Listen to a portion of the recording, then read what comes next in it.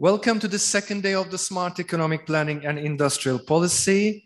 Today, our first session, we will be having Mr. Elmuratov Oybek. Welcome to the second day of the Deputy Director of the Investment Promotion Agency, Ministry of Investments and Foreign Trade of Republic of Uzbekistan. Sir, the floor is yours. Thank you very much. Distinguished participants of our conference, ladies and gentlemen, let me, on behalf of Investment Promotion Agency under the Ministry of Investment and Foreign Trade of the Republic of Uzbekistan, to welcome the participants of the today events, to express high esteem to organizers for the opportunity to share mutual achievements and to discuss prospects for the further expanding and deepening bilateral, mutually beneficial cooperation. I'm confident that this event will serve as solid platform for sharing experience and knowledge to provide guidance to successful overcome to challenges posed by COVID-19 pandemic. Over the past 5 years, major changes have occurred in Uzbekistan, and now our country is more open than ever to international business. In the recent years, the government of the Republic of Uzbekistan has undertaken wide-ranging reforms to improve the business environment. The basis for reforms is laid down in the Strategy of Action for the Development of Uzbekistan in 2017-2021, adopted by initiative of the President of the Republic of Uzbekistan, which includes 5 main directions. Strengthening governance, ensuring the rule of law and independence judicial system, liberalization of economy, implementing strong social policy, ensuring security, inter-ethnic harmony and religious tolerance. The results of reforms have ensured, first, economic growth of 4.3% despite of effects of the pandemic, with an estimated average annual growth rate of 5.4% over the next 3 years.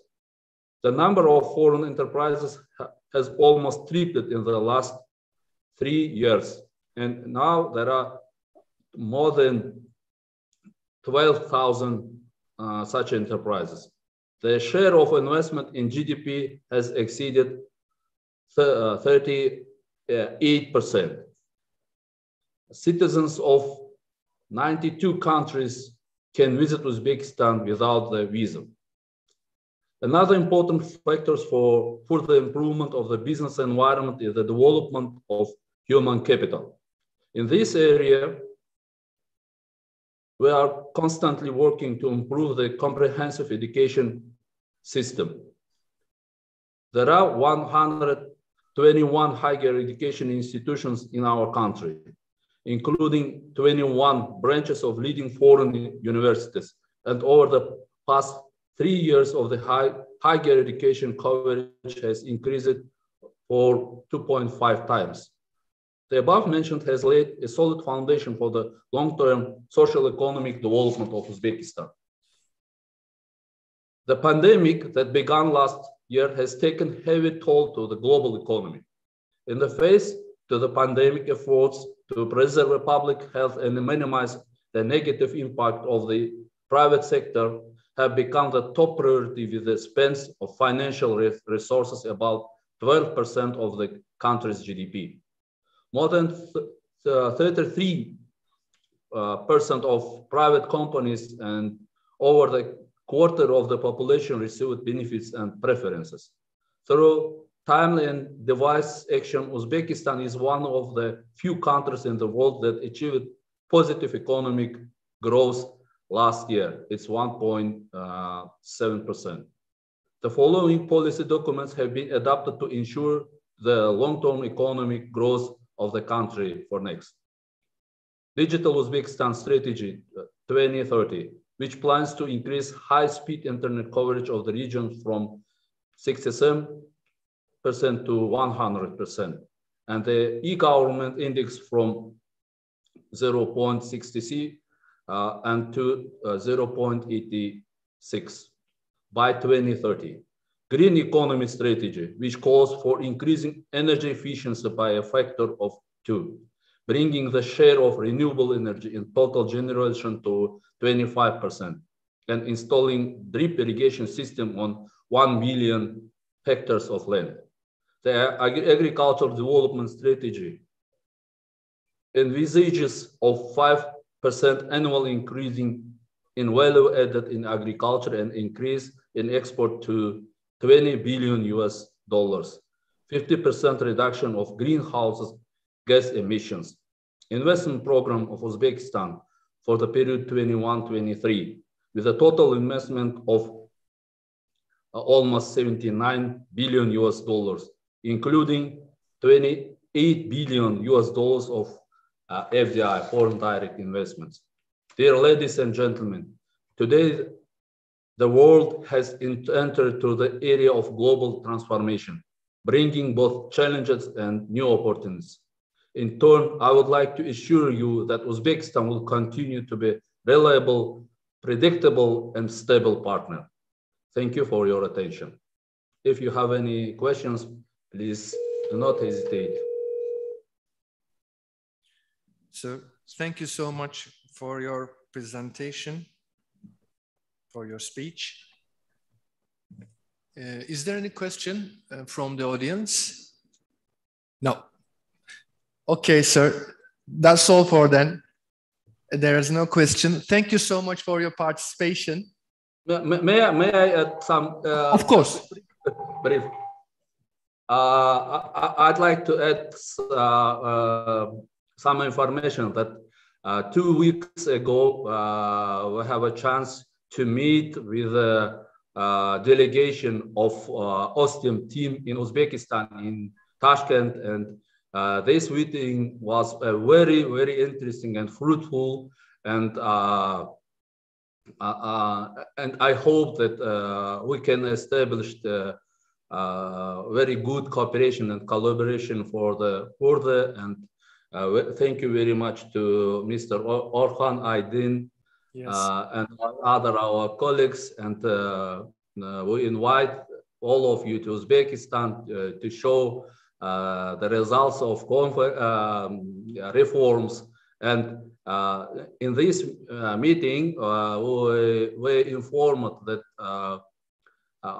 this OSTİM Technical University is a very unique university in the world, and which has a very good collaboration with the practical free economic zones, OSTİM, on the territory of Turkey. And it's also interesting for us, for Uzbekistan also, and we hope for further collaboration with you. Thank you very much. Thank you so much for your participation, and we would like to give our best regards from OSTİM Technical University, and would like to welcome you to our university in Ankara, Turkey. We are waiting for you. Thank you very much. Thank you so much. Now we are moving to our next session. Now, Professor Dr. Kaori Natsuda from the Ritsumeikan Asia Pacific University from Japan. Sir, can you hear us? Yes, I can hear you. Can you hear me? Yes, we can hear you very clearly. Okay, thank you very much then. Thank you. The floor is yours, sir. Yeah, thank you very much. Good morning, ladies and gentlemen. My name is Kaoru Natsuda. I'm a professor at Ritsumeikan Asia Pacific University in Japan.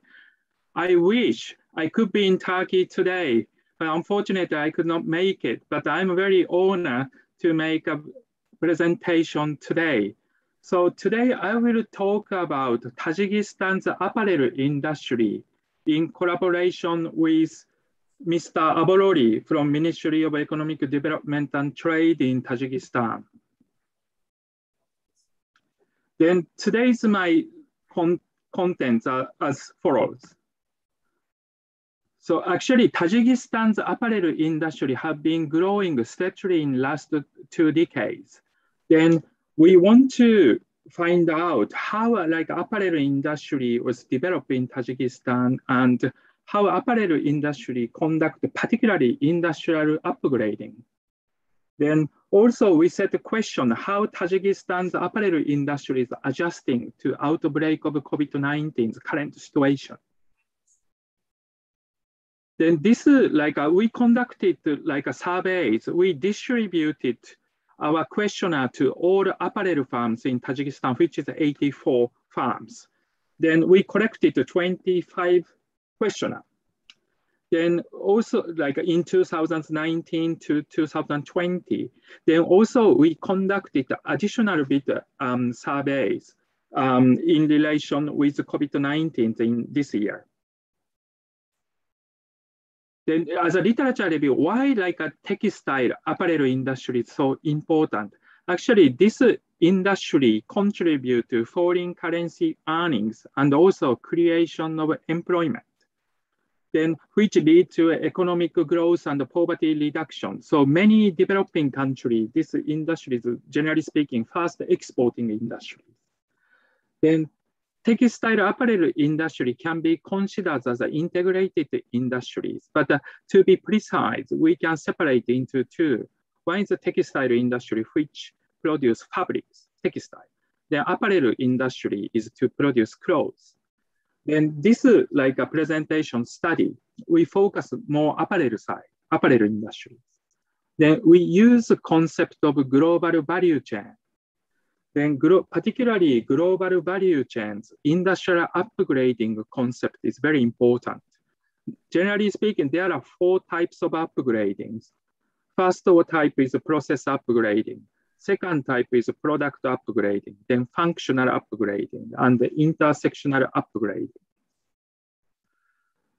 Then in functional upgradings, there are 4 stages, which a local firm can upgrade. And the stage 1 is we call OEA or clothing industry, the CMT, cut, make, trim. This is a simple assembly. Then stage 2 is we call OEM or clothing industry is FOB. But OEM functions with sourcing operation is included. Not only simple assembly, but plus sourcing. Then ODM is a plus designing capacity. Then OBM is a branding and marketing capacity. So local firm upgrade through those stages, 4 stages. Then in this global value chain literature, generally insertion to global value chain automatically upgrade actually local firm capability in terms of technology and management. But some studies concerned about this process is not simple like that. Then particularly what's people lots of research are concerned is lower value activities, such as just a simple production, are quite easy to transfer. But high value activities such as design, marketing, brand remains in hands of international firms, international lead firm or suppliers. Buyers. Then apparel industry case, several studies pointed out this kind of problems. In case of Turkey, the last one, Tokari in 2013 work, local apparel firm in Turkey can upgrade within production, which is quality, flexibility, and productivity by learning from buyers. But they face difficulty in functional upgrading, such as design, branding, marketing, retailing, high value activities. That's a case of Turkey. Then let's move to Tajikistan. Then Tajikistan's this cotton industry, cotton value chain, textile apparel industry actually developed Soviet Union time. But after collapse of Soviet Union, this industry had problems, 2 problems. First problem is they lost economic cooperation linkage with neighboring country. Then second problem is that Tajikistan experienced civil war. So those two incidents damaged Tajikistan's textile apparel industry seriously. The industry started growing around the 2000s. Then this is a number of farms or employment in Tajikistan. So I will skip this part. Then in terms of productions, between 2014 and 2020, industry has grown 2.8 times in Tajikistan. Then in terms of export, between 2001 and 20, export grew over 3.3 times. Then largest export destination for Tajikistan is Italy, then followed by Croatia and Russia. In Tajikistan, there are two advantages, this textile and garment industries. First, like Tajikistan's advantage is backward linkage. Tajikistan produce quite good quality of cottons, which are then produced in fabrics, textile. Then those like fabrics are used for local apparel firms as a low-cost input. That's an advantage. But at the same time, type of fabrics which are available in Tajikistan or produced in Tajikistan is quite limited.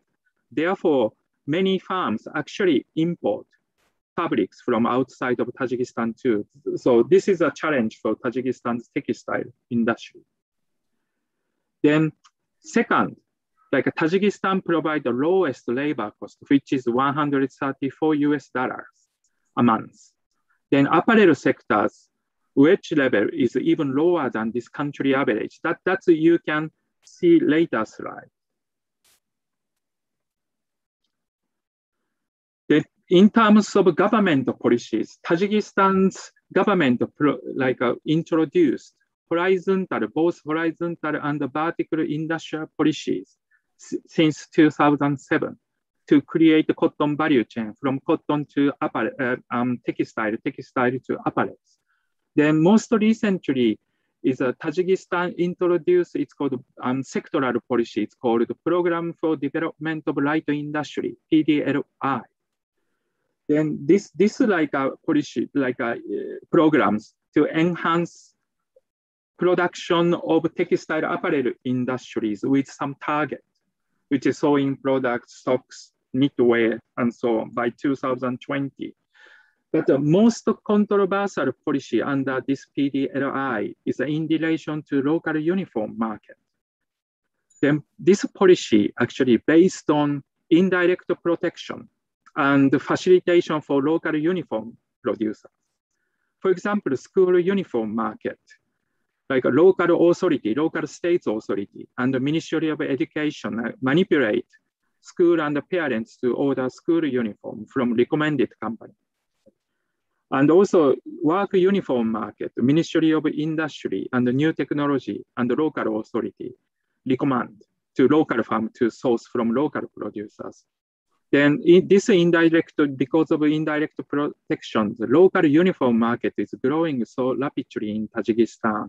Then many local firms are based on developing on this policy, uniform, like a segment of industry, last couple of years. Then let's move to our survey result. And we collected survey from 25 apparel firms in Tajikistan.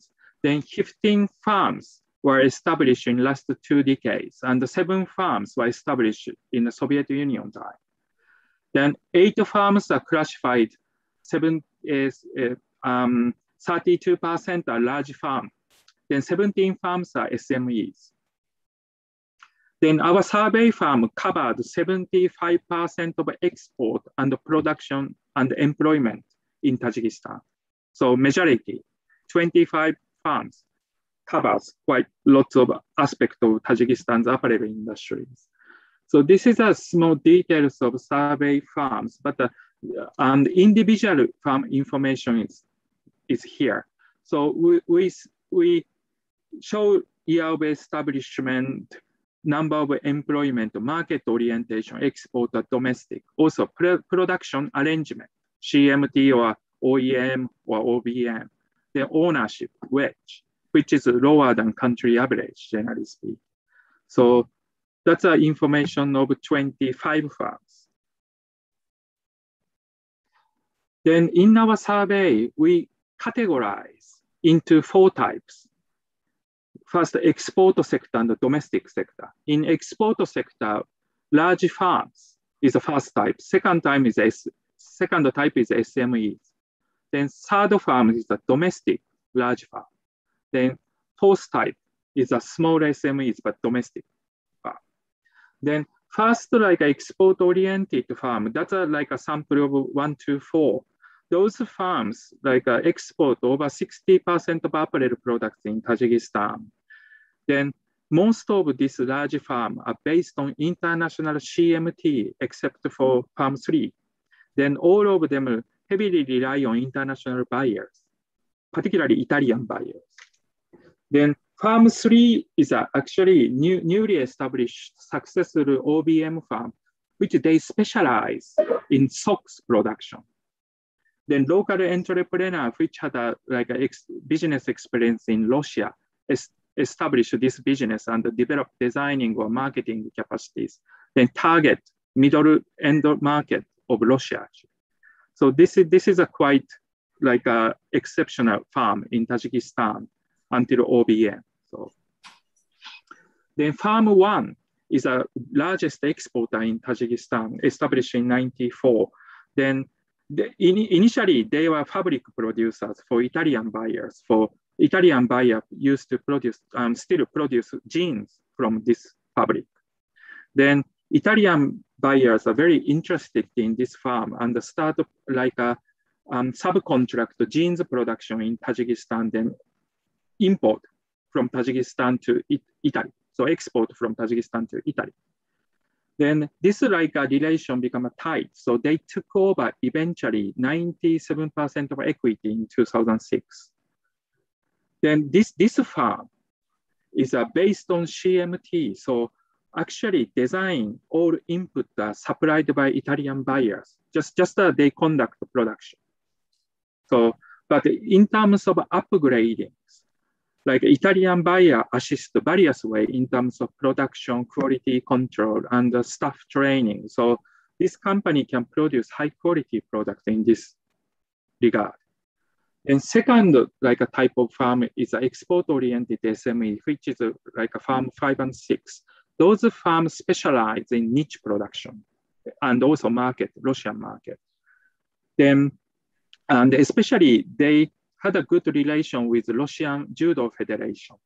Then those 2 farms produce particularly martial arts uniform, which is a judo and karate. Then again, the founder of those farms are very good business relation with Russia and target Russian market. Then third type of farms is a large domestic farm, which is farm 7 to 10. Those farms are generally speaking owned by local capital only. Then 3 farms state-owned enterprise. Then 1 is a relatively new farm. Then these farms have like a textile and apparel division, both. They produce fabric and apparel products. Then in terms of export, their textile division is based on export business, but the apparel division is export is very small.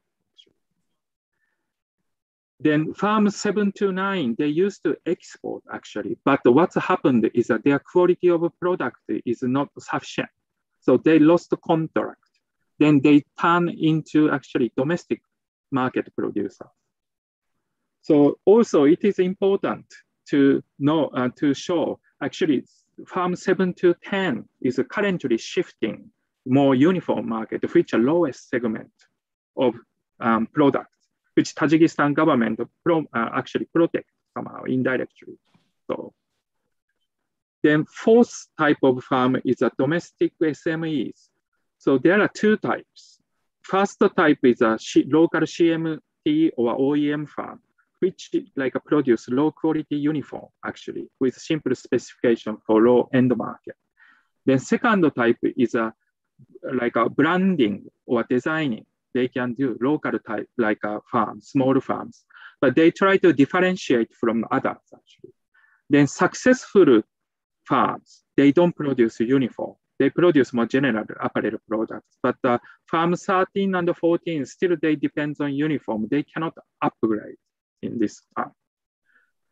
Then final discussion issue is industrial upgrading. As I mentioned, actually intersectional upgrading from textile industry to apparel industry is occurred Tajikistan quite effectively actually. During two times, USSR time, Soviet Union time, also after independence era.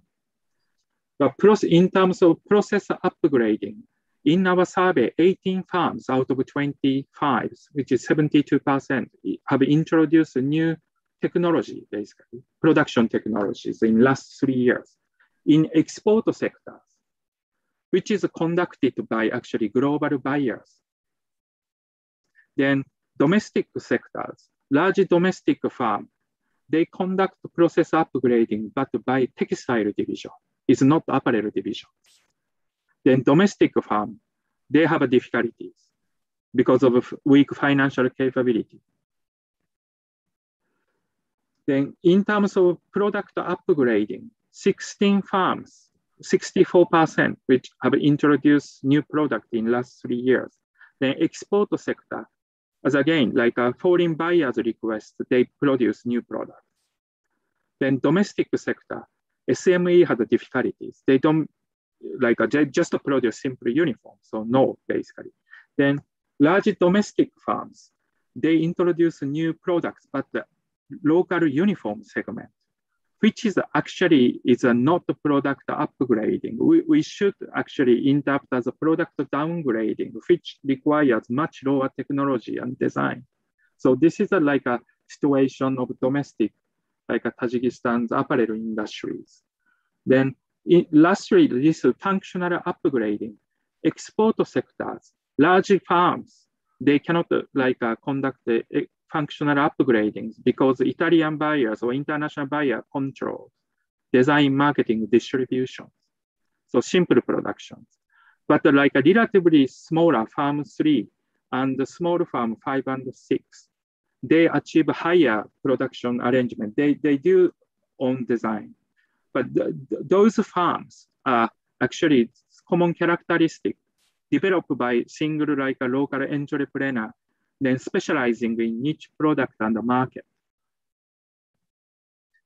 Then in domestic sector, in large farm, is both product downgrading and functional upgrading we can observe simultaneously in Tajikistan.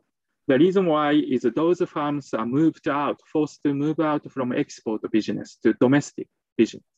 Then, and they start developing their own brand in the local market.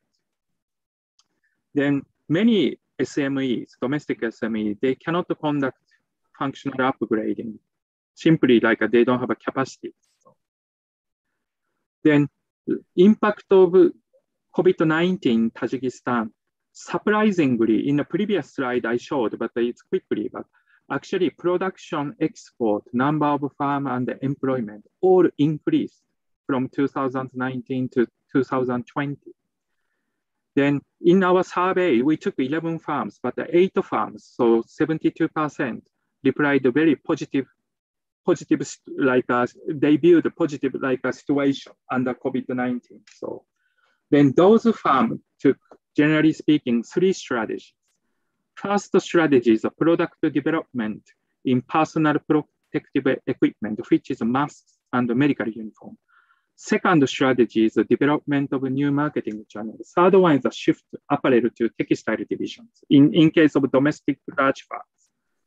Then product development, P segment is a farm 1 to 2, they experience initially all cancellation of order from Italy, but instead they receive a big volume of mask order, 2.9 million units.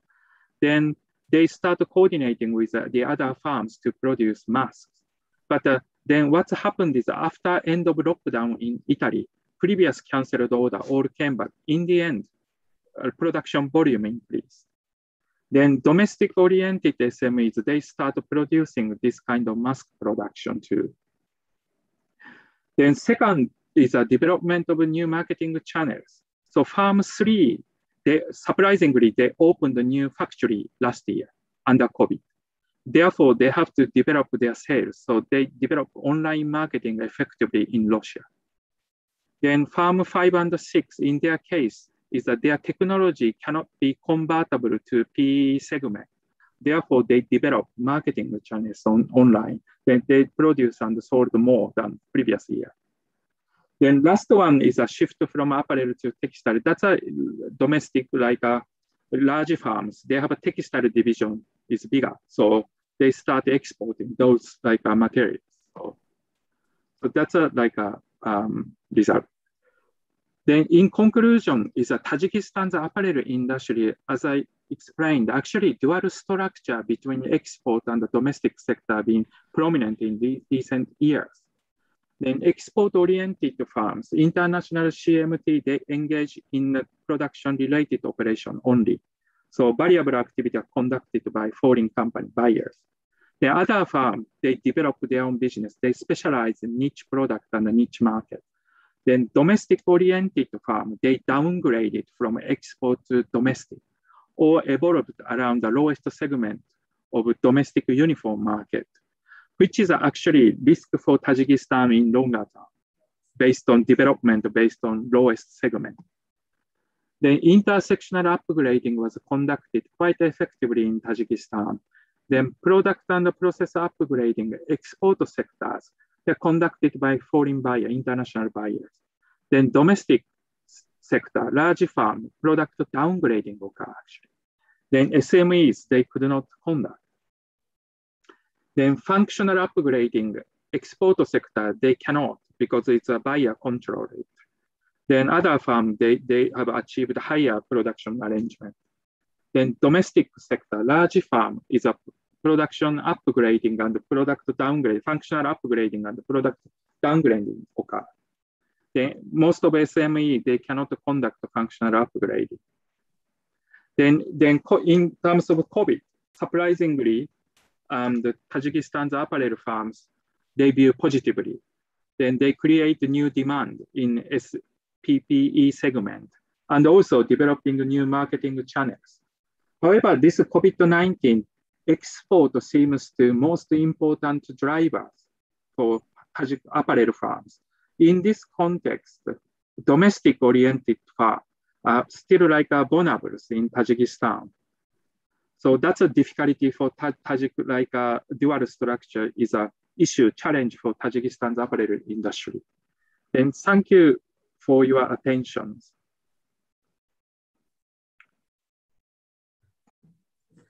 Sir, thank you so much. Thank you very much. There's a question from the audience. Just a minute. Yes. Okay. Verebilir misin hocam size zahmet?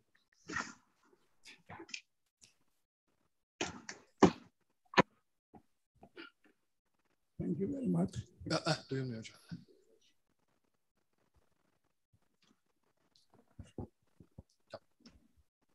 Thank you very much. Hocam bağırın. I'm so sorry about my voice. You have to shout. Duyamazlar hocam.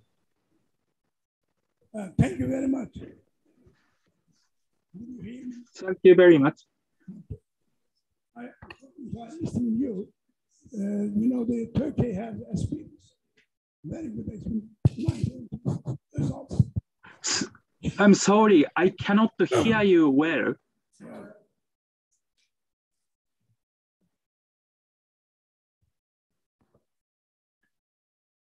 Just a minute, please. Okay. Now, you know, according to listening to you, you know, the Asian countries need Turkish experience. You know, and remember not in 1981, Özal Revolution. So we have to have the two conditions. One is the export incentive organization or orientation and the investment. So we have to give them the very special incentive, even for foreigner, even for domestic companies. I couldn't see that position or the explanation. So we have to organize that situation for these countries. Thank you very much. Thank you very much. In terms of incentives, actually, currently, like under rule of WTO, so what they do is tax incentives, which are deductive type of incentives. Tajikistan is using corporate tax exemption. Also, like a quite a common way is import tax reductions if they bring fabrics from outside of Tajikistan. Export like incentives is banned, I guess. So more based on this type of like a tax incentives, Tajikistan is employing at the moment. So Turkey time 1980 was different international rules, I guess. Okay, sir. No, thank you very much because of lack Thank you very much for your question. Thank you so much for your participation, sir. We'd like to thank Professor Dr. Kaoru Natsuda from Ritamanik Asia Pacific University from Japan. Thank you so much, sir. Thank you very much. Have a nice day. Thank you. You too. Thank you. Thank you. Now we are moving on to our next session. The invited speaker now is Professor Dr. Johannes Visama from OSTİM Technical University. Sir, can you hear us?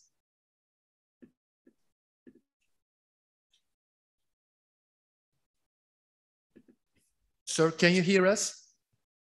Yes. Oh, so how are you? We're waiting to start.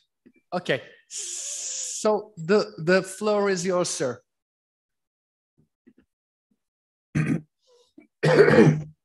Well, good morning, ladies and gentlemen.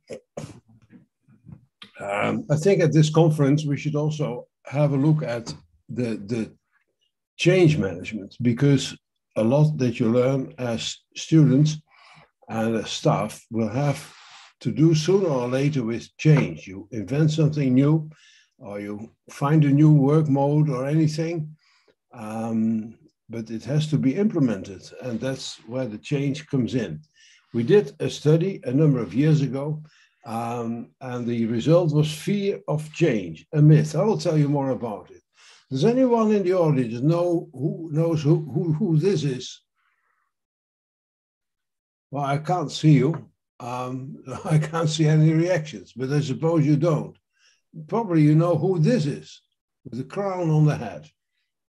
Well, indeed, this is Queen Victoria, and she was a long-living queen, and Lord Palmerston was her one of her prime ministers, and they had some conversations being recorded in which she says, Prime Minister, should we not consider some changes here? And then Palmerston says, change, madam, change. Aren't things bad enough already? In other words, yeah, a typical conservative point of view that change can only make matters worse. And of course, we know that this is not true, but it shows that there is a lot of resistance to change. Mark Twain said, I'm all for progress, but it's change I don't like. Now, there you go. So our investigation was about are the people flexible when it comes to change? So the general image is that the top of a company is flexible. You can discuss anything. But the lower down you go into the organization, the more rigid, the less flexible people become. And then you need to have some muscle powers to force it through. Now, we were charged to find out, is this image general picture, is it correct? If not, what is the attitude of people towards change? And then, of course, give guidelines, because we are also consultants, so then you want to see how things can be done better. Now, we had big changes that involve all the company, most of the people, a real turning point, and not some minor rehabilitation, let's say, of the of the canteen or something like that. Now, it is difficult, and this is, you find in the Chinese character, the word change has two, or for crisis rather, has two characters. One stands for threat and the other for opportunity. And of course, if a change is approaching you, even a simple thing like a change in the curriculum, you have it in your mind that on Thursday mornings you have this or that lecture, and then all of a sudden you see that you're expected to be at the SEPIP conference. And at first you don't like it because it disturbs your order of things. So first you see the threat and only later you see the opportunity. Then certainties are eliminated. If we are going to have a change, even if it's not immediately about job cuts, but yeah, you grow into your job, you know how to do it, you're good at it, and then all of a sudden that is being under discussion. Then the managers are usually afraid to tell bad news. They say it's only small, and you know, they play it down, which makes it worse. Uncertainty is much worse than bad news. People can stand bad news, but uncertainty much less so. Now, then there's some more which I will skip. The first conclusion we came to is actually quite interesting. You have three types of people that can be distinguished in a change process. And I call them eager to change, willing to change, and resistant to change.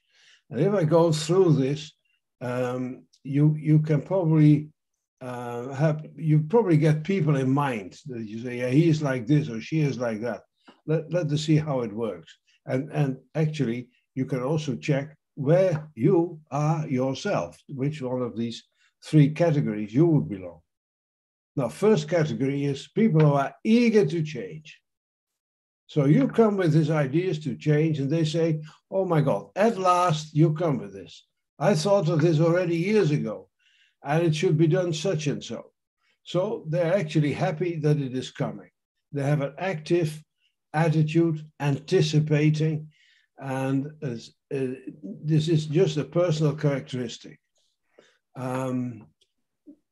They look at their own performance and that of the department or whatever it is against the firm's objectives. They can see the benefit of the greater whole. They're not sub-optimizers only looking at their department or at themselves. And yeah, they strive to, they're really interested in helping to implement change. Unfortunately, very often they have a different idea of what needs to be done than what you have. But that can be rectified because they are adaptive, as I said before. They're not a major problem. And well, not the scientific act, but the rule of thumb of what we have experienced is about 20% of a population is eager to change. So if you look at OSTİM University, 20% of the population, students and staff, is eager to change, if that is holding also true in this university.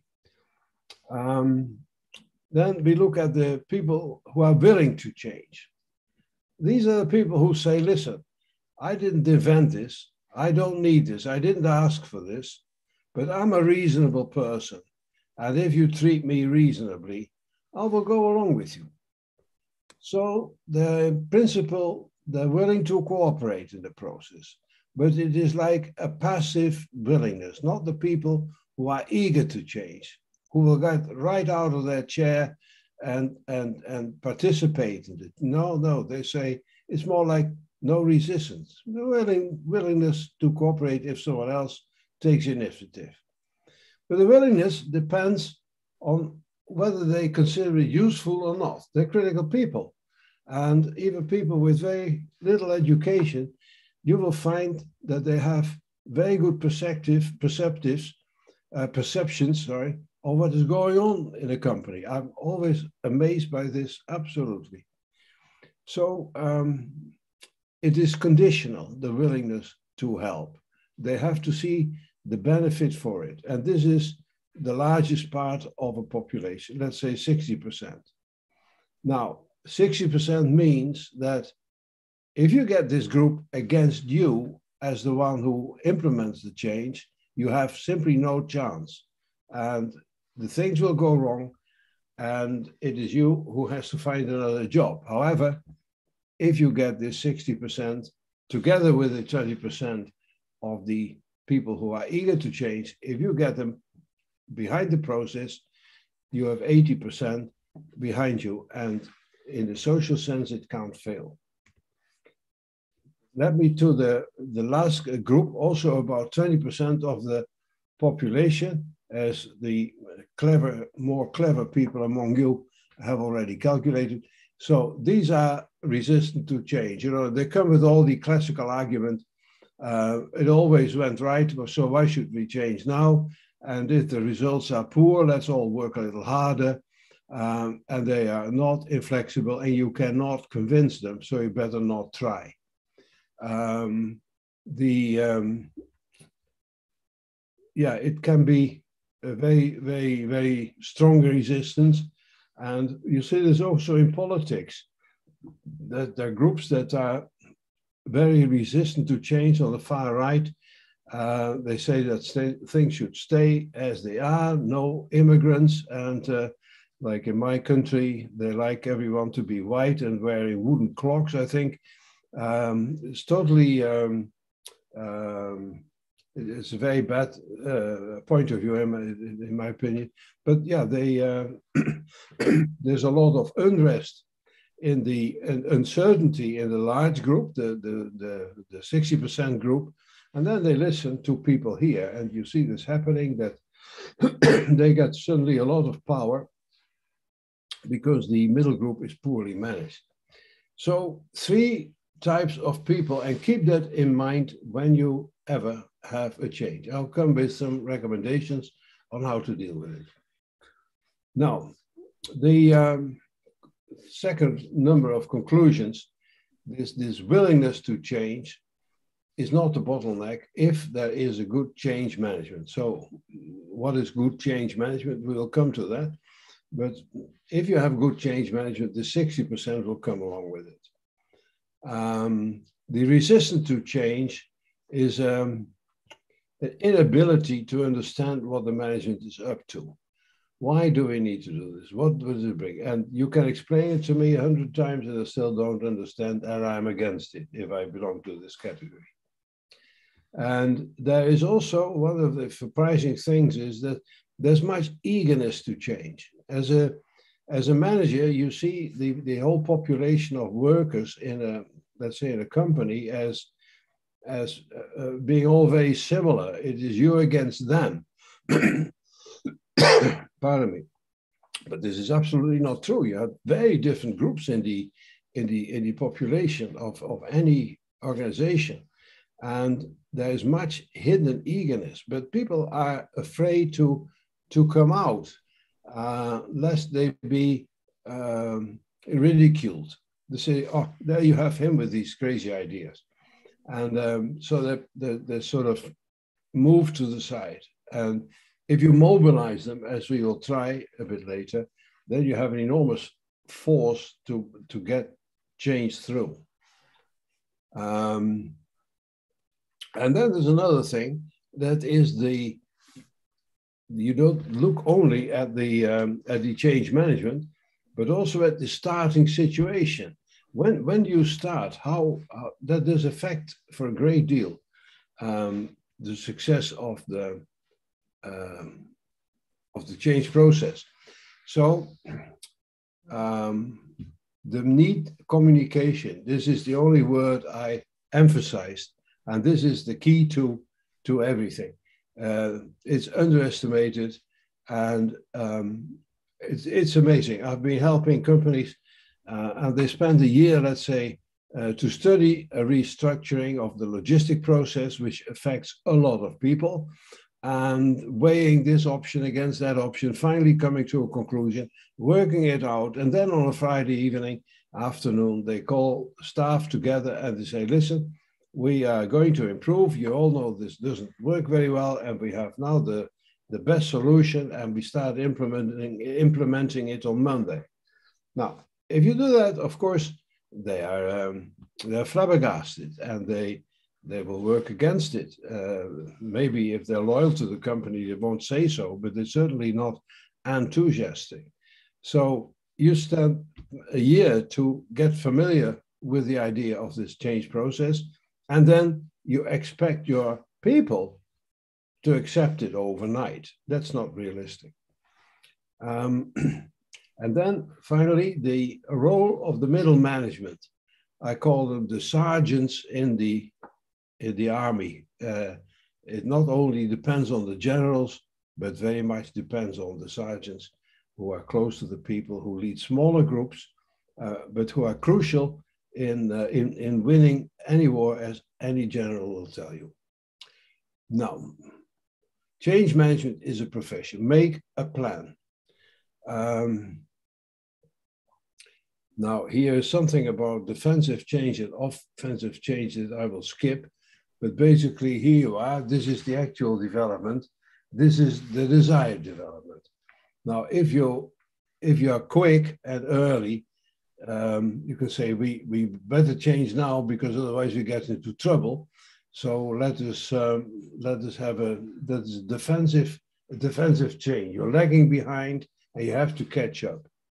And if you would have anticipated the development earlier and make a change there, then it is offensive change. So you're actually in something. It's not going bad. It's going bad, but it can be much better. And then you're ready for the future with this offensive change. Now, the change potential of the initial situation. Well, the state of the initial situation, it can have a large or a small change potential, which we'll define as the extent to which people are willing to change and the extent to which they trust management in their approach and objectives.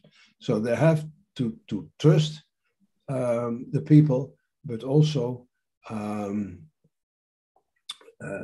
willingness to change in the first place.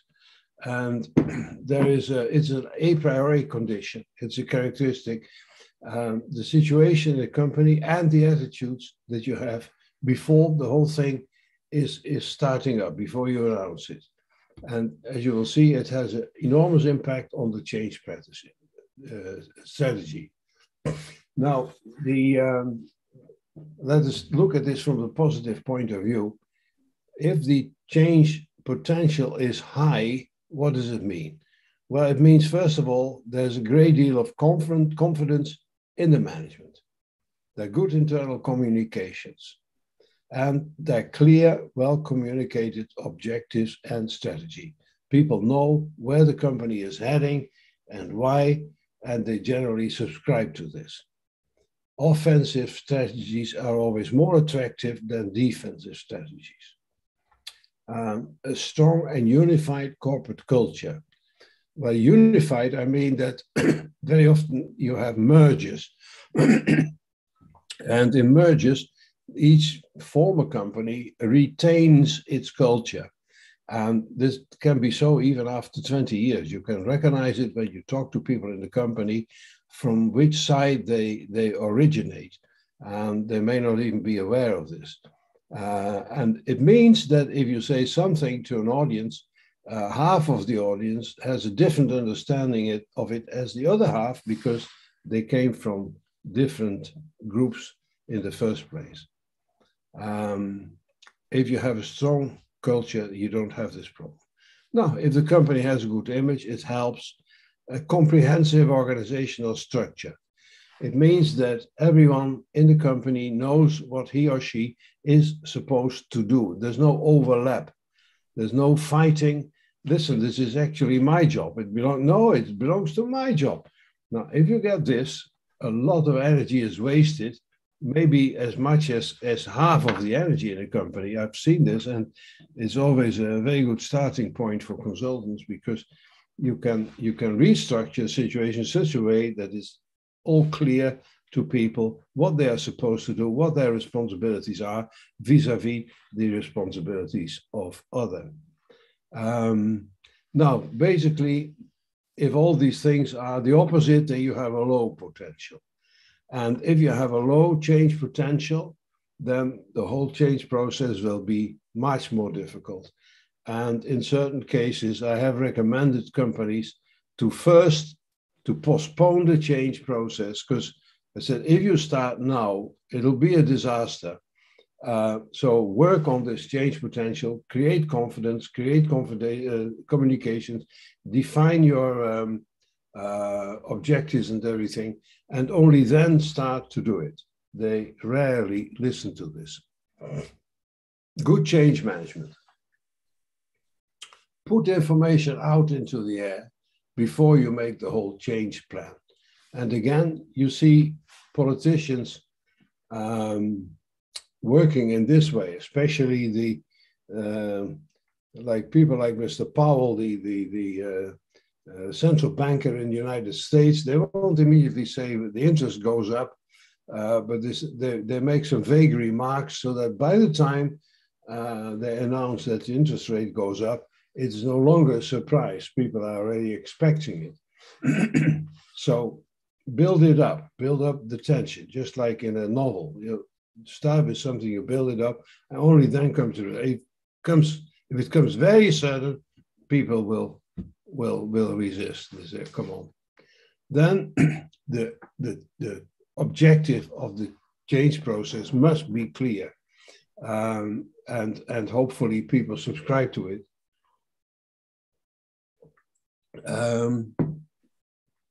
But you can't say, listen, I'm the director, I've studied at OSTİM University, I know perfectly well what I'm doing, and you can all trust me that this is the way to go. Well, I can tell you that does not work. Try to do it with your children. If you have small children, I have grandchildren now, 2 and 5. If I tell them, we're doing this, we're doing that, they won't listen to me. They say, why? So I have to explain that this is a good moment to go to the park and have some exercise rather than sitting at home all the time. So you have to explain it all the time, and then they will say, oh yeah, well, that's reasonable. I don't like it, but I go along with you. Then it is very important that people can participate in the management of change. They're given possibility for offering advice, opinions, or whatever. So frequently, there's a round where people are asked of their opinion, and usually when we do large change processes, I organize meetings, and they get some snacks and some drinks and so on, and say, please tell us what you think, and you can speak openly. We won't hit back at you or anything. No, we want you to understand it, and we want to know how it comes across if in your position. Good communication procedure, and then it should be always carried through, even if there are difficulties in the change process. So if you run into troubles, double the communication, but don't slow down, because if you slow down, you punish the people who have been supporting you, and you reward the people who have been against it. They get their way. So don't slow down, but double or triple the communication. Spend a lot of time on communication.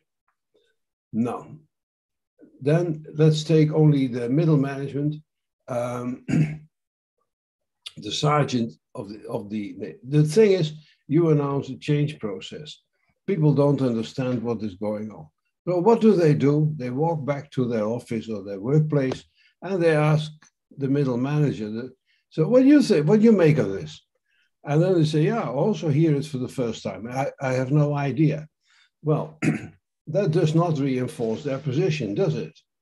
So we also have the middle management and the Works Council. We organize a session prior to the announcement to the larger audience and give them plenty of time to ask questions and to venture their doubts and everything. So we really have a discussion about it. So when it is announced and people turn to them, at least they have a position. Even if they're not along with me, they have a position, and you save them from looking like a failure in the eye of the workers. Admit mistakes if things go wrong.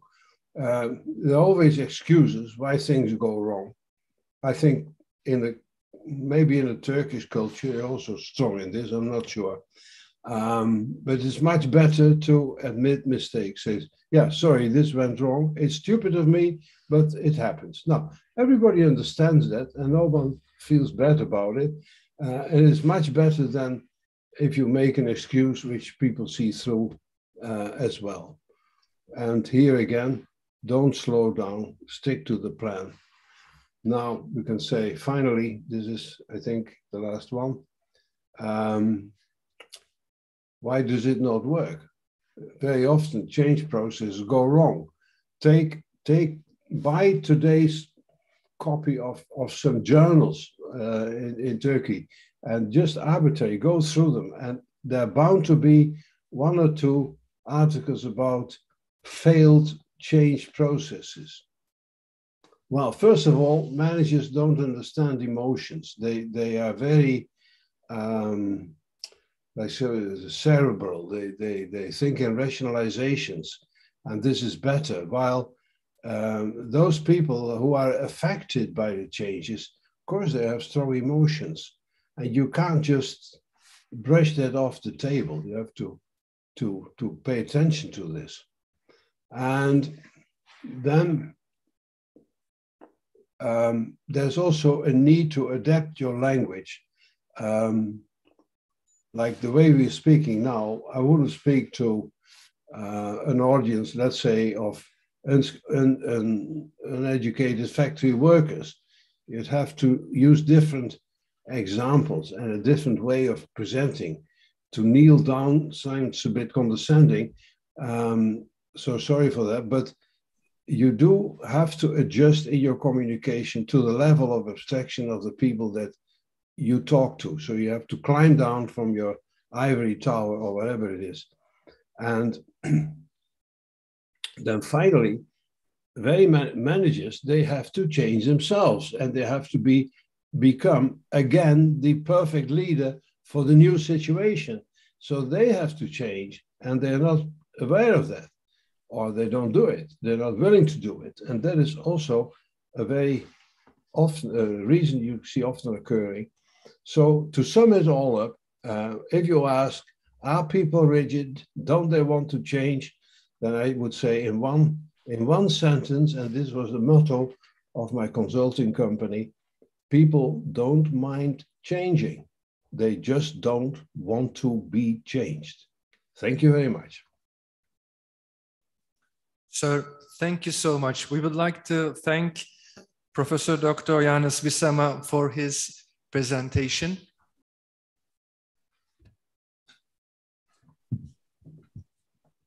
Thank you, Mr. Visama. This topic is very important for me. I'm very much interested in listening change management issues for the organizations. My question is very simple. Can you give some successful example companies who are successful in the field of change management? Recent examples. I'm curious about that. Yeah. Well, out of the blue, first of all, companies, I think you can't say companies are good or bad in change management. Some processes go well, others go poorly. But of course, there are some general characteristics. I think a company is doing fairly well is Unilever. You know, Unilever is a large company which produces all kinds of food. And they have to change enormously because there's much resistance against certain kinds of food, and they have to adapt. Nowadays, they're working on different packaging and less plastic and so on. But we probably will be eating insects instead of beef from cows and so on. And of course, the general population does not like that at all. I want my steak, you know, I don't want insect.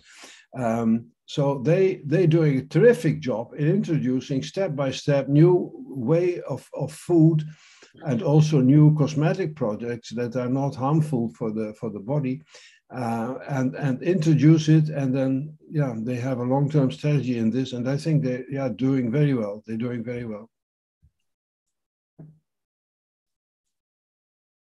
Okay. Thank you so much, sir. We'd like to thank you for your participation and hope to see you soon in Turkey again. Thank you very much. Yes, it will be a pleasure to come to Turkey. It is just that we act as if the COVID pandemic is over, but it is not. We are still in the middle of it, and I'm old and vulnerable, so I take I'd rather stay at home for the time being. But the time will come, and OSTİM Tech is a very nice place to be. Thank you thank you very much for having me. Thank you. Bye. Thank you so much, sir. Bye-bye. Now we are moving to our next session. The panel session is about Japanese experience of industrial development and development cooperation, analysis of translative adaptation processes. The moderator is Professor Dr. Kuniaki Amatsu from Yamaguchi University, Japan. And the speakers are Professor Izumi Ohno, GRIPS, Japan, Mr. Minoru Yamada, Dr. Yunichi Mori, and Ms. Yu Hang Kim from Ogata Sadako Research Institute for Peace and Development. Professor Dr. Kuniaki Amatsu, can you hear us? Yes, I can hear you. Nice to meet you, sir. The floor is yours. Okay, thank you very much. Good morning, everybody. So good morning for Professor Yerek and other Turkish colleague. So my name is Kuniaki Amatsu. Thank you very much, and congratulations for day to come already. Okay, so my name is Kuniaki Amatsu, Yamaguchi University, so Faculty of Economics. So today's this MC in this session. So this session is a joint session with Yamaguchi University and JICA, Japan International Cooperation Agency. JICA Ogata Research Institute has been conducting research project on industrialization and industrial policy since July 2019. This session is presented by a team of a research project led by Professor Izumi Ohno. So today we directly argues the promotion of industrial development. That is, so what promotion of industrial development should look like from the perspective of learning society. Learning society is very famous, so proposed by Joseph Stiglitz. So in this focus, so we have three focus. One is the industrial policy and the skill development and donors policy supports. We focus on these three topics in this research project and today's session. So we invited three speakers as already MCs introduced. So one is the Professor Izumi Ohno, National Graduate Institute Policy Studies, GRIPS, Japan. So she is also a team leader of research project. And second speaker is Dr. Junichi Mori, Chief Technical Advisor, Skills for Prosperity Program in Malaysia, International Labour Organization, ILO. And third speaker is Mr. Minoru Yamada, Deputy Director General and Executive Senior Research Fellows, JICA Ogata Sadako Research Institute for Peace and Development, JICA. So we are very interested in current issues on industrial development. So industrialization is a key to structural transformation of economies, as we already discussed in yesterday's session. And so we are very interested in three or four movements here. So first one is currently landscape of industrial development has become more complex in the globalization of the world economies. That is the global value chain, digitalization, and social and the environmental challenges and pandemics of the COVID-19 recently, and whereas deindustrialization and sophistication. Second issues we are interested in is So these fundamental challenges underlying this new trend are very similar with those of the past. That is, how to set the industrialization vision and strategies, and how to clarify the priorities of industrial efforts, and to formulate and implement policy measures. In the past discussion, we have somehow dichotomic discussion. For example, whether or not we should engage in industrial policy. But recently, the debating point has changed. The current topic is about how to apply industrial policy and what instrument to select. Then, under this situation, for the late and late industrializers, key to successful industrialization and industrial development is policy learning from the past experiences, because they need to promote industrial development based on, possibly based on the past experience in the many countries. Therefore, policy learning is a key issue. The policy learning from the past experience of the various economies and rearrange those experiences in the latest context. This is very important. And in this research project conducted by JICA Research Institute, we called this rearrangement and policy learning process is translative adaptation. The concept of this translative adaptation will be explained by Professor Ismiono later on. This is an overview of our research project. Title is Japanese Experience of Industrial Development and Development Cooperation, Analysis of Translative Adaptation Processes. Period is July 2019 to March 2024, around 5 years. And we have 3 purposes. First one is to identify the characteristics of Japanese experience of industrial development. Second purpose is to analyze the translative adaptation process of Japanese development cooperation program and project. We are very interested in the Japanese experience, both in the Japanese own experience of industrial development and our development cooperation.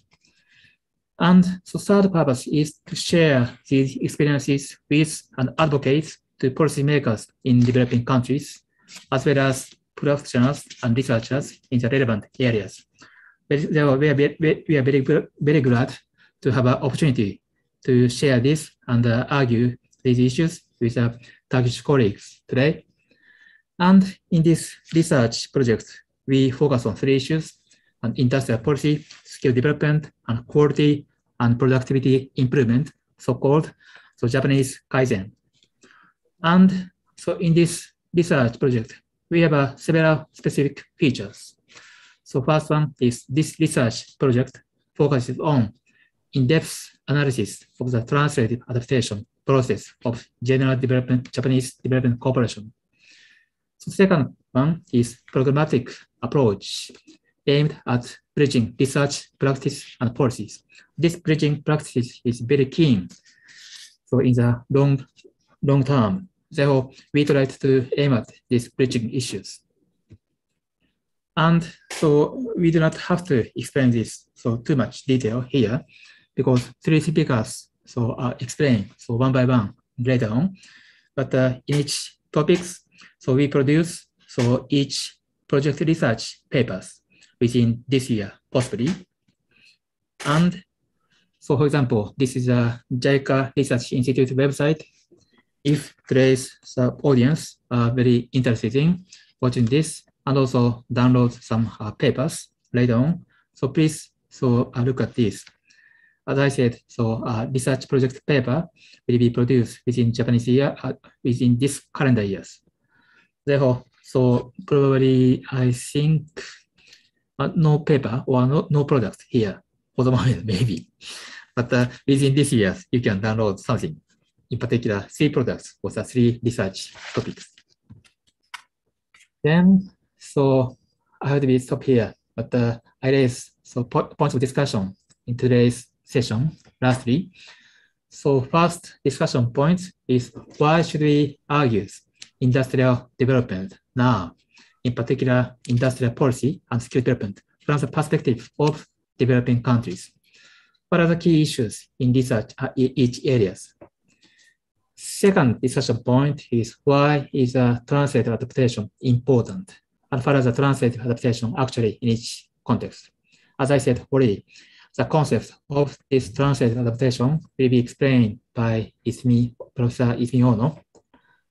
And third discussion point is from the perspective of donors, how should we, or how can development cooperation agency support developing countries' process of translative adaptation? Because after the World War II, many donors, including the multilateral and bilateral, has been engaged in the policy support in various areas. So industrialization in this session's context, there are many successful stories and failure stories. Then in this situation, how can donors support and continues develop policy support in the context of translative adaptation? We are convinced translative adaptation is a very key instrument or key approach or styles for coming the policy support. Therefore, we'd like to share these experiences. Okay, so I should stop. Time is limited. So next, I'd like to invite Professor Izumi Ono. So she will make a short presentation about translative adaptation and also industrial development and industrialization and development support in the today's context of development. Okay, I close this. Izumi-sensei, could you start your presentation? You are muted. You are muted. Izumi-sensei, you are muted. Thank you very much. Okay. So my name is Izumi Ono, and then let me share this screen. I hope this is okay. Okay. Okay. So thank you very much for this excellent opportunities. I am Izumi Ono from GRIPS, and also I am affiliated with the JICA Ogata Research Institute as a senior research advisor. I will talk about the policy learning for industrial development and the perspective of translative adaptation. Okay. So to respond to Professor Amatsu's question, I have organized my presentation about 10 minutes or so, in around 6 pillars. Okay, please look at this. Okay, so let's start with why industrial policy now. I think everybody in this conference agree the importance of industrial development as a key driver of structural transformation and also the role of industrial policies. At the same time, there are additional driving factors that prompt attention to the industrial policy importance today. These are broadening the scope and rationale to include sustainability, inclusiveness, resilience building, growing complexity of landscape for industrialization, and also changing the nature of debate from ideological, theoretical aspect to the practical aspect of how, as Professor Amatsu already mentioned about. So all these factors urge the developing country in particular to enhance the policy capability for industrial development. This is why policy learning is important. So this is also why our research tries to focus on the how aspects for policy learning for industrial development. Here we define industrial policy, therefore broadly to cover both horizontal functional policies as well as vertical industry-specific selective policies to promote the specific activity or sectors. Then, why we are interested in Japanese experiences? I would like to highlight 4 reasons at least. First, Japan itself has its own experience of learning and adapting foreign knowledge and technology from abroad, including Meiji post-war economic development. Second, that experience also prompted the chain reaction of learning in her maybe neighboring Asian countries. Yesterday, we had a very excellent speech from Dr. Mahathir. Actually, he's a leader who initiated learning from Japan and South Korea as a Look East policy in 1980s. And third, Japanese have some perspective of economic development, which is something a bit complementary to Western maybe idea, looking at more in detail real sector activities, structure of the economies, specific skill, technology. Professor Yanagihara, who will be talking later today, has used the terminology of ingredient approach, looking at the detail, compared to the framework approach, which generally focus on the improvement of the leveling playing field. We also respect joint work and also hands-on pragmatic approach on the field, which can be compared to the normative approach. And these are maybe the perspective we are projected in the Japanese approach to development cooperation. And also Japanese is maybe one of the few donors who practice industrial policy support to developing countries.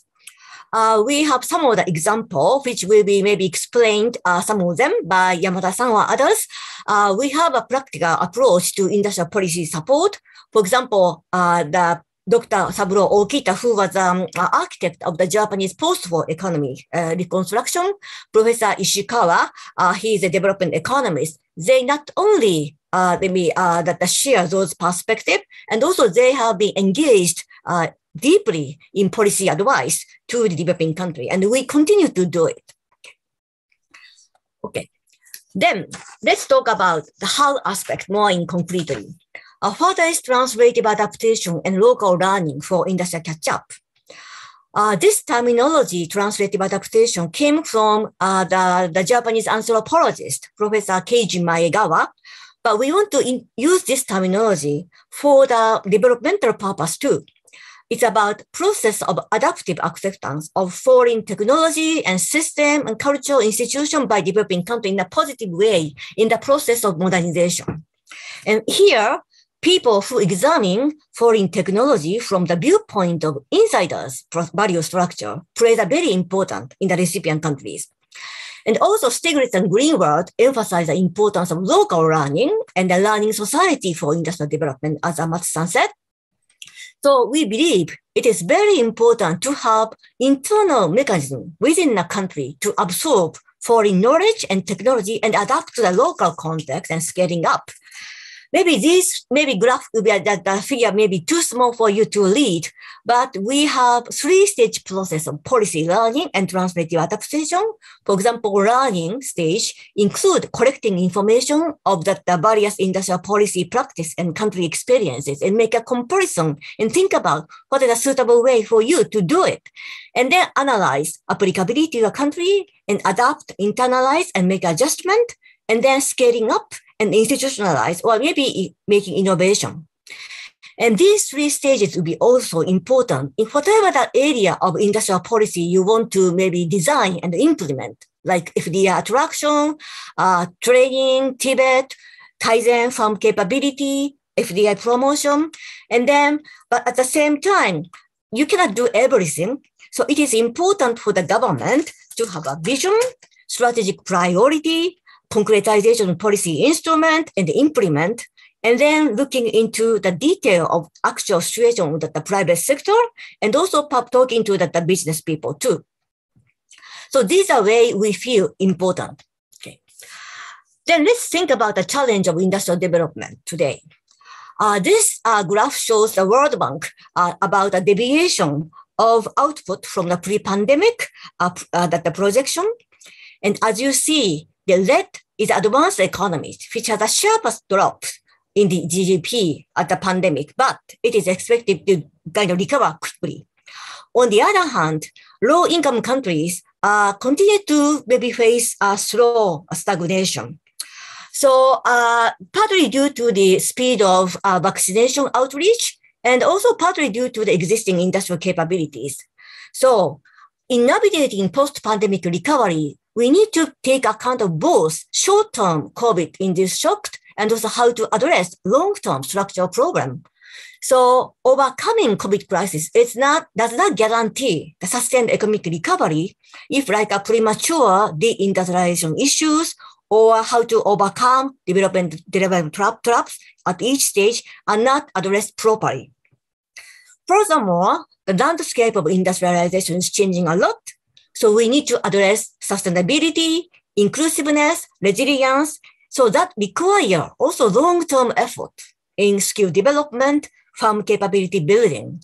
This is why existing industrial capability should serve the basis for coping with new challenges as greening, digitalization, business continuity planning, etc.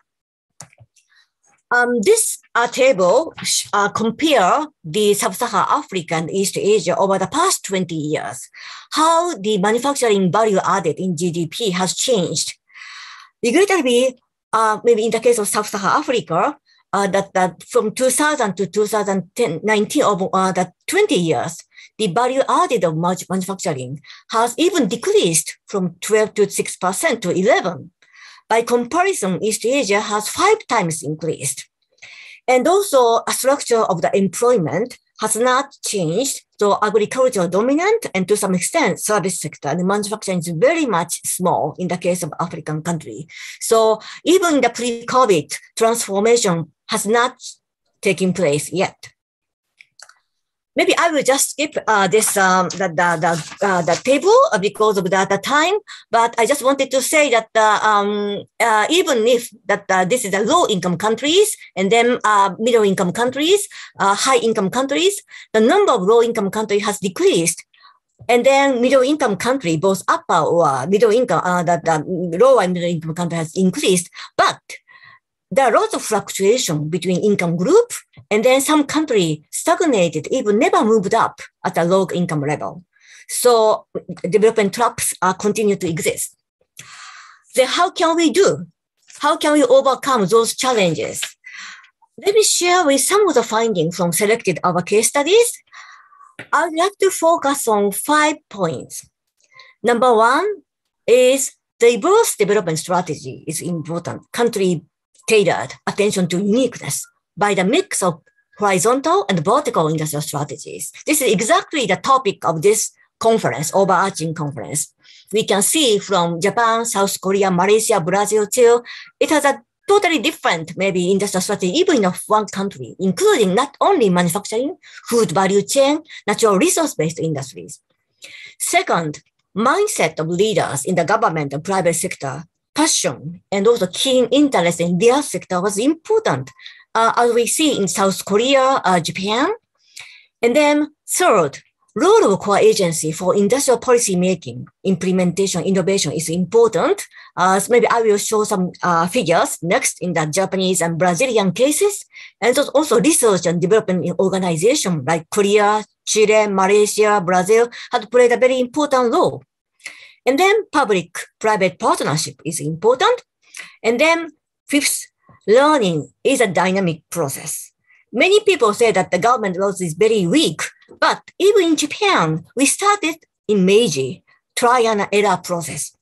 So process orientation and also strong ownership is a key. This quickly shows that maybe MITI, Japanese MITI, and Brazilian National Development Bank organization structure, but MITI has a very broad mandate, both the trade and industry. And industry, they have the vertical industry bureau and also horizontal bureau. And also there are public-private partnership council for discussing industrial structure. In the case of Brazil, the development bank has a very capable, and they are talking to the investment, investors and the private sector in a coordination with a policy priority and also learning from technology. So these are functions, they have played an important role. And this is Amatsu-san's the diagram, but Meiji has 3 phases according to him, and step by step, Meiji government learned a lot from the very ambitious plan to the much more realistic plan together with the growth of private sector. So learning is a dynamic process. So let me conclude with implication of the future thought. Many people talk about them, whether East Asian development model is relevant to today's context. But I shall say yes. But what should be learned from East Asia is the methodology for industrial policy formulation and industrialization and dynamic capacity development for local learning, not replicability of a particular development model. We believe translative adaptation requires that any policy must be crafted and executed in the context of the particular age and society and also international environment. And also Stigwitz talk about, we cannot just copy East Asian model, but we can deconstruct some success elements of their export-led strategies. And as I show, Asian countries have a very diverse or variety of industrial strategy. So role of development cooperation will be promoting knowledge sharing and learning of industrialization experiences, and also facilitating the process of translative adaptation and local learning of partner countries, mindful of their elements like ownership, uniqueness of the countries, and process orientation to support their dynamic capacity development for policies and society learning. Okay, so thank you very much. My presentation is here, so I would like to turn to the next speakers. Thank you very much. Okay, thank you very much for Professor Ono. So Professor Ono is has much experience of the support to the developing countries in the industrialization and development cooperation. And also maybe, so after the 3 presentations finish, so we can go back to Professor Ono, and I'd like to listen to her views about policy learning. Thank you very much. Okay, Mori-san, so are you ready? Yes, let me share my screen. I hope, is my voice clear? Yes. Okay, thank you very much. So okay, thank you very much. Again, thank you very much for today's opportunity. That's great. So I'm Drin Chimori. I'm a Chief Technical Advisor of the Skills for Prosperity program in Malaysia, ILO. But actually, I used to work with, for the JICA Ogata Research Institute until the 2019 under the supervision of the Professor Ono. So today's topic is skills development. Probably some people think, why skills development? Because topics should be the industrial policy. Actually, industrial policy and the skills policies are closely connected, and then it should be integrated. That's the position. So today I'm making a presentation as a part of the JICA Ogata Research Institute project team, but also I'm working for ILO. And I said, here, a presentation doesn't necessarily represent the view of the ILO, but in this case, for the necessity of the integration, this represents ILO's view too. Okay, so here's today's agenda or question given by the Professor Matsu. What are the contemporary or current challenge for skills development? And then second question is, what is a translative adaptation in a skills development like? So let me just explain about the first answer to the first question. What is a contemporary challenge for skills development or technical and vocational education and training, which I'm working for? So there are the many common challenges in this area, like insufficient quality of the Tibet programs, weak industrial engagement in Tibet, like no industrial engagement, and lack of the skills needs information, particularly like future skills needs. Often we say like we don't have enough skills needs or demand information. And then also lack of the funding or cost efficiency. And then last one is the unpopularity of Tibet. Tibet is often so regarded as a last resort. Young people want to go to higher education and university. By the way, this is a common not only for developing country, but the developed country. And then often these problems are regarded as a skills supply side problem. What the supply side mean is that Tibet institutions and then the government agencies who are responsible for the skills policies.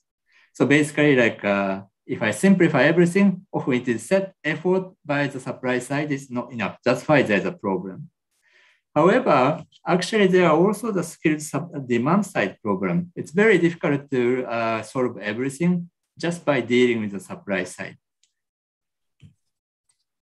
However, currently, let's so-called many international good practice in the skills development field are focusing on the supply side, and then not much attention paid for the demand side issue. So what do I mean by the demand side issues? Let me just give some examples, focusing on the industry engagement, which is an important topic. For example, of course, I mean, Tibet institutions' efforts are very important, but it also depends on the employer's demand, whether they want more skilled worker or not. For example, this is a result of the selected result from the field research done when I was still in the JICA Ogata Research Institute in Vietnam. I did the interview for the employers, and they simply asked what would be the encouraging and discouraging factors for the industry engagement. When they want to engage with Tibetan institution. Well, first of all, they said, it's simply when I want to recruit more skilled people, and then behind that, basically like they are expanding the production facility. Actually, that's more about the demand side issues. And they also, they need more skilled workers when they adapt a new technology. So that's why they approach to the Tibetan institution. Again, I don't say like it's nothing about the supply side issues. Tibetan institution should make more effort. But again, some issues are not really cannot be controlled by the supply side too. So however, the demand side issues are often disregarded in the current discussion on skills development. Second issue is about the issue in transferring international best practices in the skills development field. Often, the example of the developed countries are introduced as a best practice, even if these models start facing the problem in country of origin. So the issue is while the achievement, like this country have a good achievement, some success, these things are often transmitted or transferred very quickly. However, the problem, the challenges are not really explained or introduced.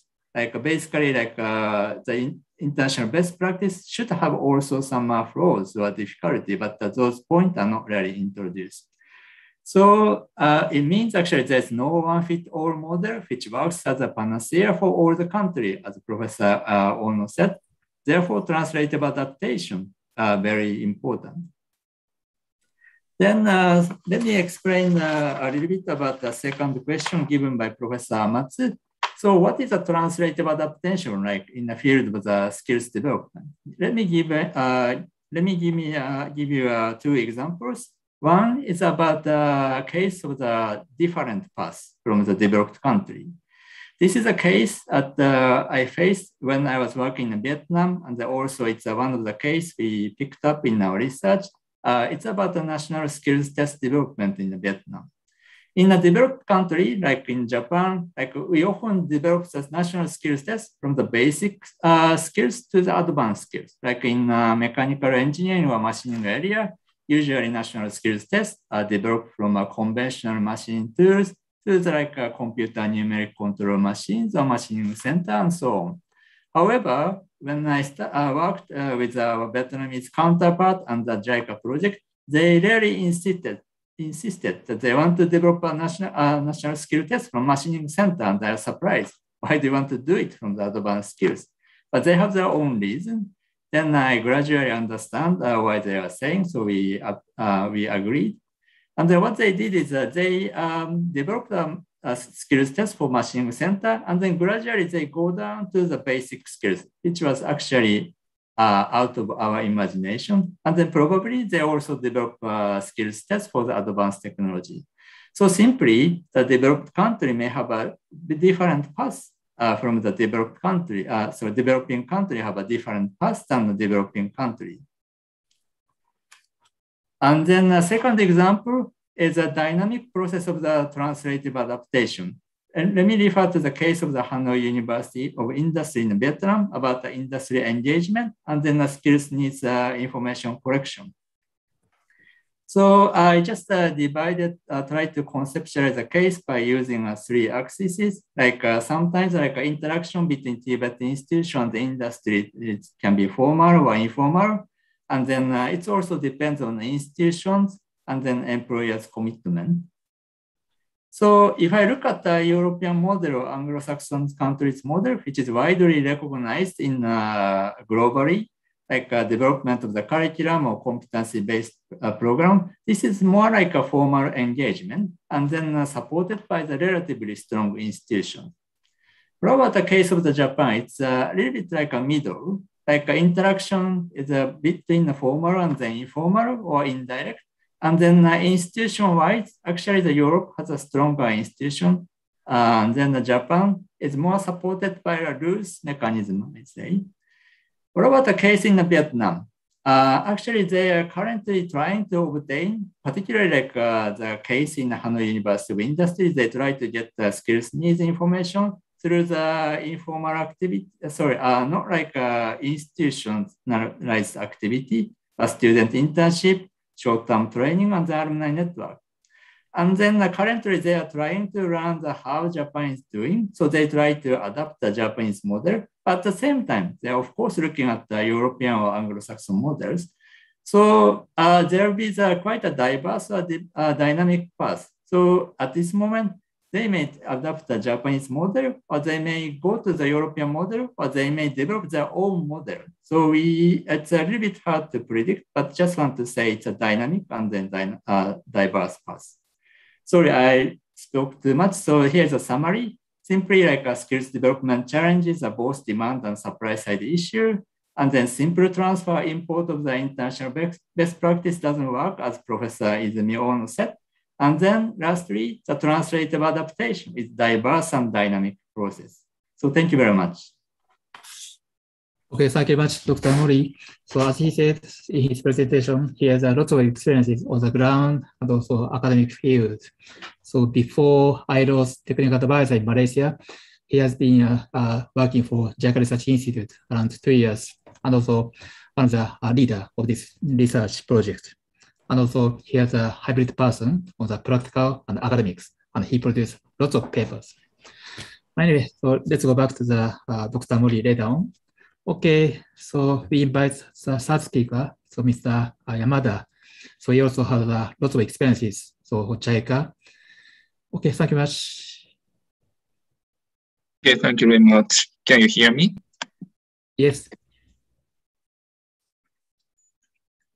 Just a moment, please.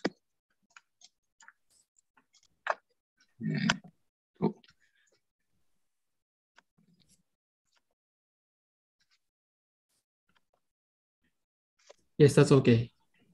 Okay. Yeah, thank you very much for these very precious opportunities. My name is Minoru Yamada, and I'm now Deputy Director General and also Executive Senior Research Fellow of JICA Water Research Institute. And to answer the question raised by Amatsu-san about, so my responsibility is to explain the donor's perspective in relation to translative adaptation. To answer the question, first, I would like to introduce some concrete examples from our research project. And then, yeah, because I'm supposed to be a researcher at this moment, but basically I'm more like an aid practitioner. I have been involved in JICA's private sector development operations for quite a long time. So from that practical perspective, I'd like to share some thoughts on the translative adaptation. Okay, this is something I want to say in this slide. So first, starting with the concrete example of translative adaptations. So I wrote a chapter on Thailand. So that was hit by Asian economic crisis in 1997. And when the crisis occurred, the Thai government requested Japan to provide recovery support. That was basically about the advice on industrial restructuring and especially SME promotion. The leader of the Japanese expert team was Mr. Mizutani. He is a high-ranking official of Japanese Ministry of Trade and Industry. And so this initiative is called, so-called Mizutani Plan. Because this support was provided in a kind of emergent mode. So that was very, frankly speaking, there was some element of donor-driven aspects. So that means there were so many Japanese experts mobilized from various organizations, but compared to that, the limitation, the assignment or participation of Thai government counterparts was relatively limited. But still, what is important is that after the crisis, the Thai government, Thai counterparts made good use of the outcome of the Japanese support. So that is the basis of the current institutional framework of industrial development in that country. So I just listed up some enabling factors here, but I don't want to focus on these points because I want to concentrate more on the concrete stories. So I introduced two stories. The first one is about the SME promotion master plan. So before the crisis, actually, the Thai government didn't have the practice of formulating this kind of master plan. So Mr. Mistani's team proposed a draft for the first time in that country. And the contents were prepared, paying, of course, that basis was Japanese SME promotion measures, but at the same time, Mr. Mistani's team paid due attention, very careful attention to the situation in the Thai local context. But still, what was interesting is that Thai counterparts did not simply accept the proposed master plan as it was. So they devised the contents through referring to the example of other foreign countries, I mean, other than Japan. And also they listened to the voices of their domestic stakeholders. So some difference is that Japanese proposal put focus on specific segments of the economy, for example, supporting industry, so that could be good business partners for Japanese enterprises, FDI enterprises. But in contrast, they finally approved the master plan by Thai government, put more emphasis on, so that master plan had a broader coverage, including micro enterprises, and also it places focus on role of the private sector side. So we understand this is a kind of translative adaptation, so striking the balance between the Japanese recommendations and the international best practice for SME promotion. So this is the first story. The second story is about establishment of factory evaluation or Synden system. So Synden system is, in Japanese, Synden means diagnosis or evaluations, or that kind of thing.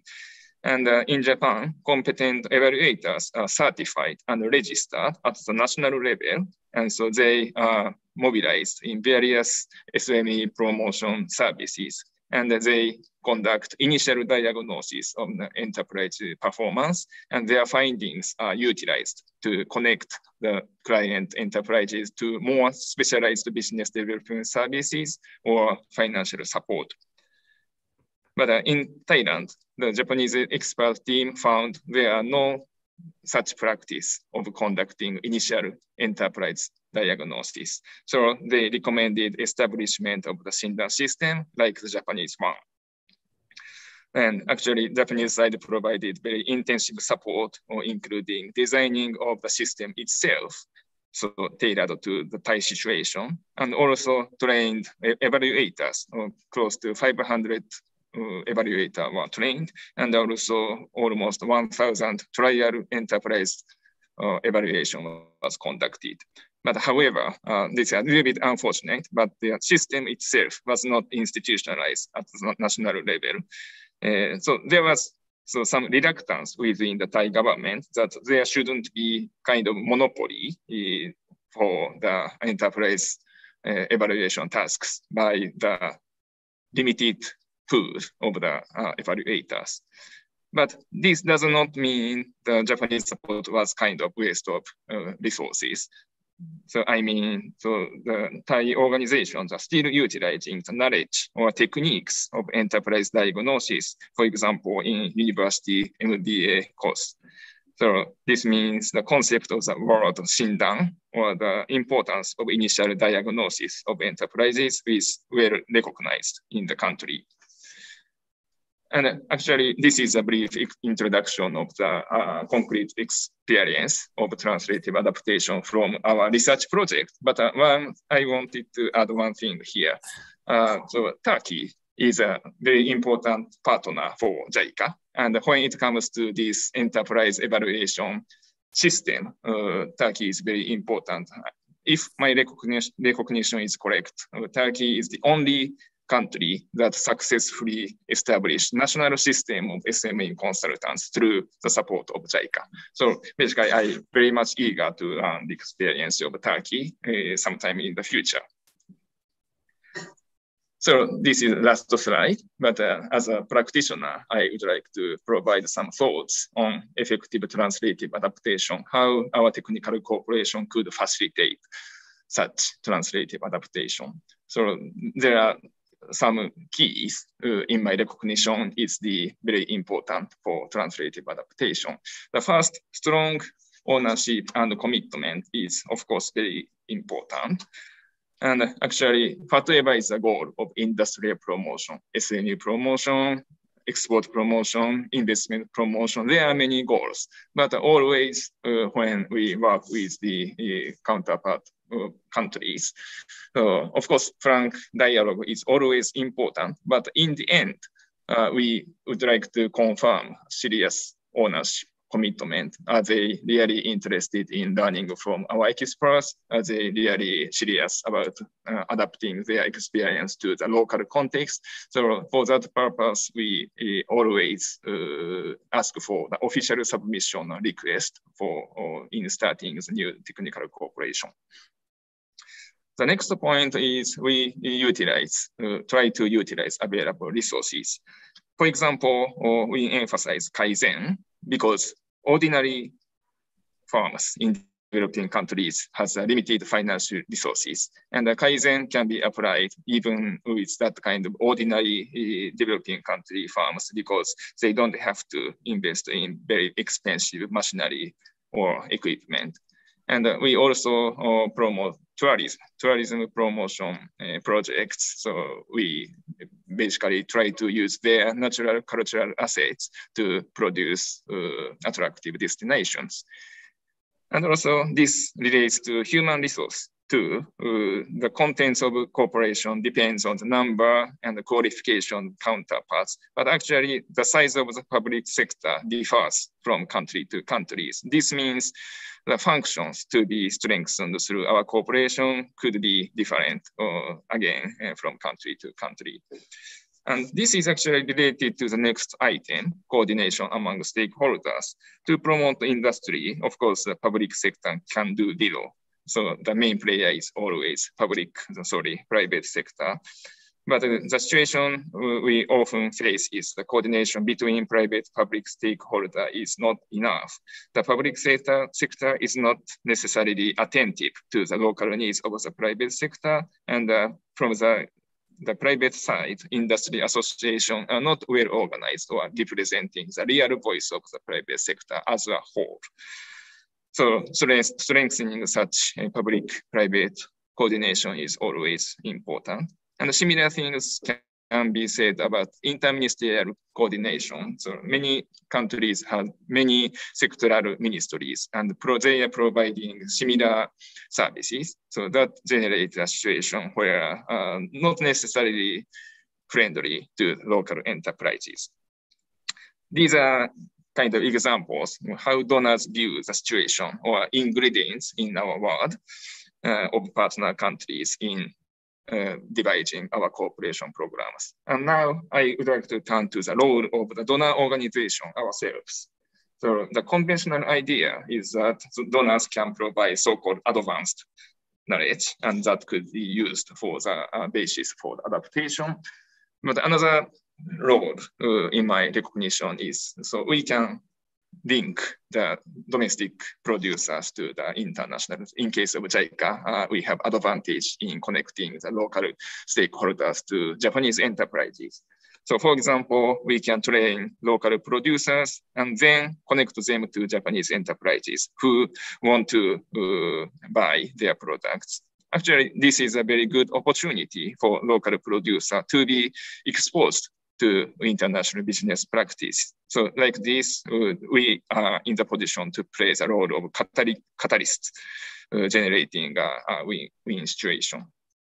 However, this is not enough. And what we are thinking now is under the current changing circumstances, such catalytic role is not enough, but we should do further to co-learn or co-create knowledges together with our developing partners. For example, in terms of digitalization, we cannot say Japan is the front runner. And also the current COVID-19 pandemics, so that pandemic accelerates every change in our economy and the society. So we cannot sit on all the experiences, but we have to learn from the field experience, so collaboration with partner countries. Actually, Kaizen has been a very important menu of our JICA's industrial cooperation. But now recently we are paying more attention to startup farm, the support for startup firms that generate innovation in the changing economy. So in this sense, so of course we are in the position to facilitate adaptation process of our partner governments, but at the same time, we don't ourselves have to adapt to the changing trends. So finally, as a bottom line, I believe the mutual trust among the stakeholders is very important. So there are many kinds of trust. So the trust between employees and the management in case of individual enterprise, and so trust between private and public sector, as I already mentioned, and of course that there could be trust between donor partners and the partner governments. And so this is something I believe unchanged even under this very rapidly changing world. So thank you very much for your attention. Thank you very much, Mr. Yamada. So Mr. Yamada is now the Deputy General Director of Research Institute, but as he said, he's a good practitioner with a long experience working for JICA, and also he's one of the mainstream of JICA's private sector development support. And also his presentation will be very helpful for Turkish development cooperation as well, because we know so Turkish has a government organization titled TAICA. Therefore, so if they support the industrialization to developing country in the policy support area and the other activity areas, his presentation or his essence will be very beneficial, I hope. Okay, so we have according to my watch in front of me, we still have 10 minutes more, but initially I tried to go the second round, but so I'd like to put higher priority for the discussion with followers. Okay, so from the floor, so colleague from the Turkish side, do you have any question or comments to our presentation? Rise open. It's fine from our side. We don't have any questions. We would like to thank you so much for your participation. So how should we do? So should we or can we go to the second round discussion, or for keeping the time frame of your original program? So should we finish? Actually, yes, because we have to move forward. The time is off now. Okay. Okay. So thank you very much for your giving us this very valuable opportunities, and we'd like to highly appreciate your kindness. And also, as I said already in the beginning, so we'd like to upload our products within this calendar years. The 3 team, industrial policy team and the skill development team, and also Kaizen team will produce its report. Therefore, so we'd like to share this report with you later on. So within this calendar year. Thank you very much. So Professor Ono, do you have any final remarks? 1 minute. I think that is okay. But thank you very much for this opportunity. And also, I think that Turkey's that the researcher and also with the participation of the government official, and I think that the role of Turkey as an emerging countries that taking such an important role in connecting the discussion and research from various countries. This is a very important. So we'd like to be a part of your efforts too. Thank you very much for these opportunities. Thank you. Okay, thank you very much. Thank you very much so we close this session. Thank you very much. Thank you very much, sir, for your participation. Have a nice day. Thank you. Have a nice day. Thank you very much. Bye-bye. Thank you. Now we have a 10 minutes of coffee break. Then we will proceed with Professor Dr. Gabriel Bezinski. Thank you. Okay. Thank you. ありがとうございました。Thank you. Thank you.